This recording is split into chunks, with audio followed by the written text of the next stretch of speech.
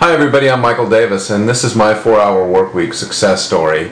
Been doing this for a few years now. It all started back in like 2002, 2003. I hadn't had a vacation in 5 years. It was a little nutty. I worked for a graphic design firm and I was a partner with 2 other people.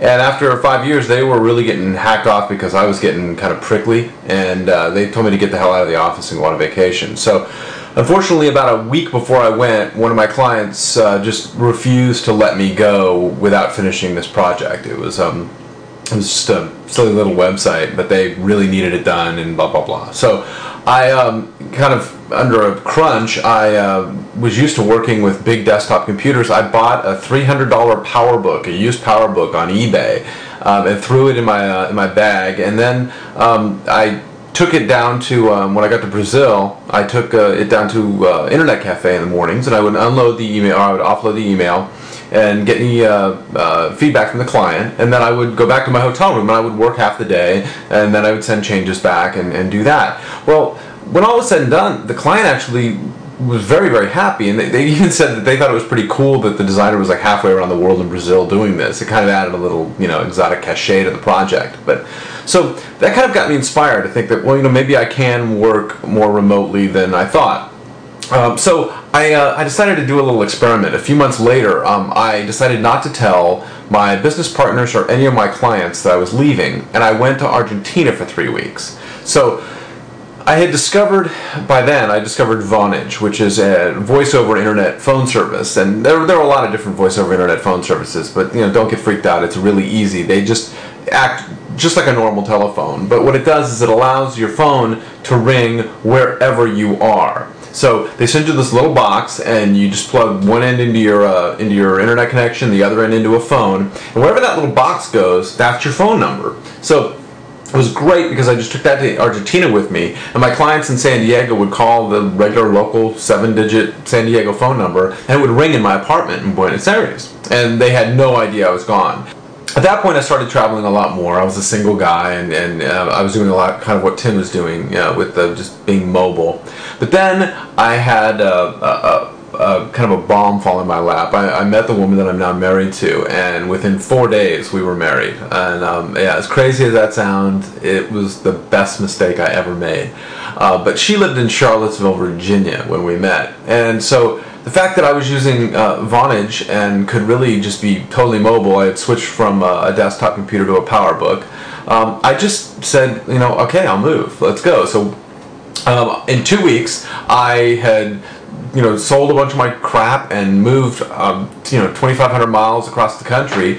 And again, my clients had no idea I had left. I thought I would have to come back to the office in San Diego once every 4 to 6 weeks. But it turned out that the 4 to 6 weeks turned into 4 to 6 months. My clients really didn't care. As long as the work was getting done, they were very, very happy.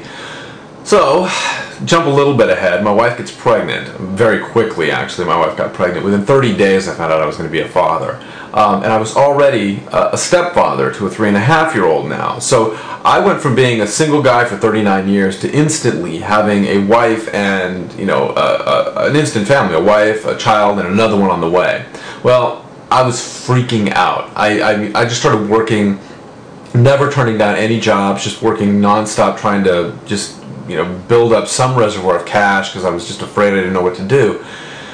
And that's what kind of pushed me into doing a little bit of outsourcing. I started looking for a little bit of help when things just got a little overwhelming, and I found some terrific designers all over the world rather than right near our location in San Diego. I work with a great guy in Maryland, somebody else in Atlanta. There's a wonderful guy, Luciano, in Buenos Aires. So I was also able to take a lot more work in and just sort of manage the process, and things seem to have gone very well. We've won some Addy Awards, and overall I think the quality of work has gone up, and I'm able to feel a little bit more success.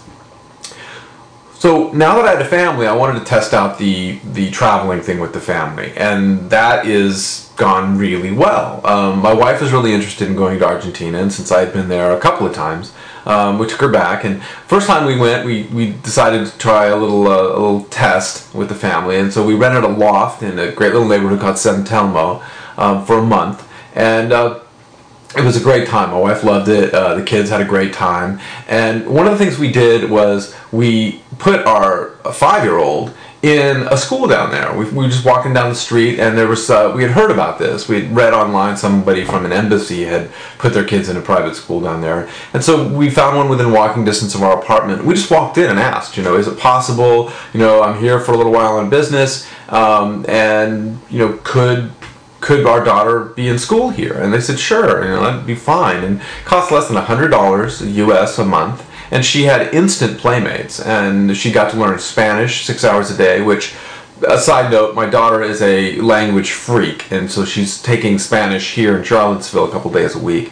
She also takes Spanish and French, and that's totally on her. So it was really a great experience for her. It gave us some time during the day, my wife and I, to tool around the city and do a little more adult things. There's also been a lot of travel back and forth to California, where I'm from. In fact, we'll be there the whole month of August.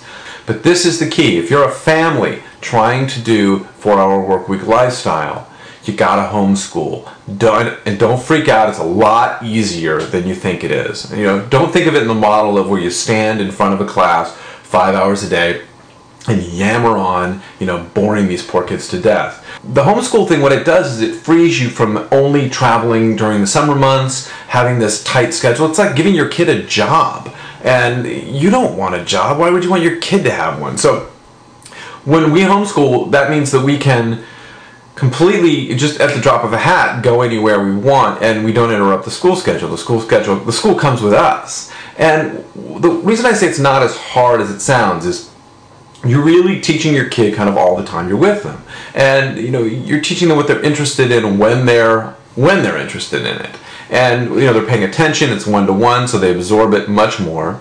The other thing that I was not homeschooled, but the thing I didn't know about it that's been a real kind of surprise to me is how much other homeschoolers stay in contact with each other. And so you always hear, the first thing I hear when I tell people my kids are homeschooled is, well, they're not socialized. Bullshit. They're totally socialized. Homeschoolers stay in really tight contact with each other. There's this email list that goes around the county every day, and it tells you what's going on that day and then what's coming up that week. And it's like, okay, at 10 o'clock we're meeting at Mead Park for a science class, and then at 11:30 we're all going to swim team, and then there's Chinese story time at the library at 1:30, and so you can drop in or drop out of these things at will. It's not like, if you show up and the teacher's a complete nitwit and some of the kids are like, budding serial killers, you just say, fuck it, I'm out of here. And you just take your kid out and you're gone. So really, we're kind of slacker parents, I think, but, we're doing things that other people think are really hard, but they're not. Other thing, my wife does not work outside the home, which it's weird because we have a very untraditional approach to life, but we have a very traditional family model. The reason she doesn't work out of the house is God, plenty of reasons, but one of the main ones is it allows us to do so many things that we wouldn't be able to do, and it keeps our expenses down. You'd think that her not bringing in an income would cut our income, but it actually, we don't need her to have business clothes. We don't have dry cleaning. We don't have 2 cars. I work at home. My wife she runs around, goes to the grocery store, takes the kids wherever they need to go. But I can run my errands around that, and she can run her errands around me. And if I ever do need a car for an entire day, I can rent one. It's no big deal. So. But she does things like she sells books on Amazon, used books on Amazon, and she's also exploring a couple of new muses after reading the 4-hour Workweek. So it's been a really interesting experience to kind of go from what I thought I was going to do, which was I thought I was going to wind up married to somebody who was a career woman, and I wound up doing the exact opposite and having a much better life for it. We eat better because we're not driving through a fast food place on the way home from work after we picked up the kids. It's a lot better. I'll get into more details some other time, but thanks for the book, Tim, and I hope you all enjoy it and get inspired to do it yourself. If you're a family guy, you can do this.